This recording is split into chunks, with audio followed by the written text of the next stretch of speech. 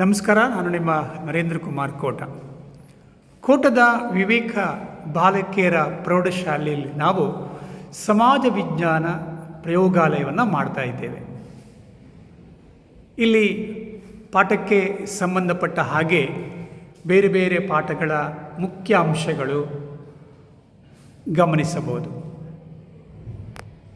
ಭಾರತದ ನಕ್ಷೆಗಳು, ಬ್ಯಾಂಕಿನ ಕಾರ್ಯಚಟುವಟಿಕೆಗಳು, ವಿವಿಧ ಖಾತೆಗಳು, ಕರ್ನಾಟಕದಲ್ಲಿ ಬ್ರಿಟಿಷ್ ಆಳ್ವಿಕೆಯ ಪ್ರತಿರೋಧಗಳ ವಿವರಗಳು, ಕರ್ನಾಟಕದ ನಕ್ಷೆ, ಹೀಗೆ ಉದ್ದಕ್ಕೂ ಕೂಡ ಪಾಠಕ್ಕೆ ಪೂರಕವಾದಂತಹ ಬೇರೆ ಬೇರೆ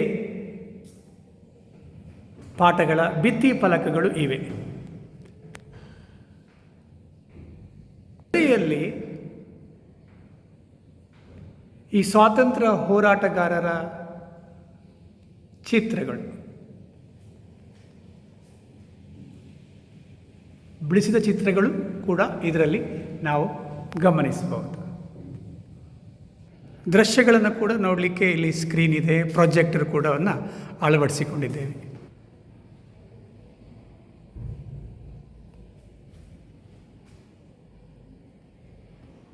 ಕಂಪ್ಯೂಟರ್ಗಳಿವೆ.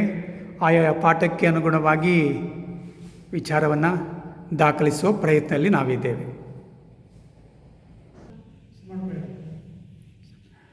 ನಮಸ್ಕಾರ. ನಾನು ನಿಮ್ಮ ನರೇಂದ್ರ ಕುಮಾರ್ ಕೋಟ. ಕೋಟದ ವಿವೇಕ ಬಾಲಕಿಯರ ಪ್ರೌಢಶಾಲೆಯಲ್ಲಿ ನಾವು ಈಗ ನಾನು ಹೇಳಿದಾಗೆ ಒಂದು ಸಮಾಜ ವಿಜ್ಞಾನ ಪ್ರಯೋಗಶಾಲೆಯನ್ನು ಮಾಡ್ತಾ ಇದ್ದೇವೆ. ತುಂಬ ಕಡೆ ಆಗಿದೆ. ಅದೇ ಒಂದು ಪ್ರೇರಣೆಯೊಂದಿಗೆ ನಾವು ಯಾಕೆ ಮಾಡಬಾರದು ಎಂಬ ದೃಷ್ಟಿಯಿಂದ ಇದನ್ನು ಮಾಡಿದ್ದೇವೆ. ಇಲ್ಲಿ ವಿಶೇಷವಾಗಿ 3 ತರಗತಿಗಳ ಪಾಠಕ್ಕೆ ಸಂಬಂಧಪಟ್ಟ ವಿಚಾರವನ್ನು ಭಿತ್ತಿ ಫಲಕವಾಗಿ ಮಾಡಲಾಗಿದೆ.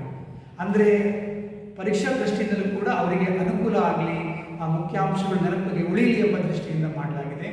ಒಟ್ಟಿನಲ್ಲಿ ಮಗುವಿಗೆ ಅಥವಾ ವಿದ್ಯಾರ್ಥಿಗೆ ಸಮಾಜ ವಿಜ್ಞಾನ ಸರಳ ಮತ್ತು ಸುಲಭವಾಗಬೇಕೆಂಬ ದೃಷ್ಟಿಯಿಂದ ಇದನ್ನು ಮಾಡಲಾಗಿದೆ. ನಮಸ್ಕಾರ.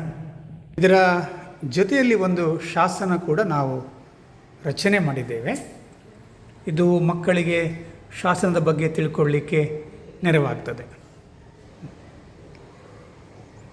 ನಿಮ್ಮ ಸಹಕಾರದ ನಿರೀಕ್ಷೆಯಲ್ಲಿ. ನಮಸ್ಕಾರ.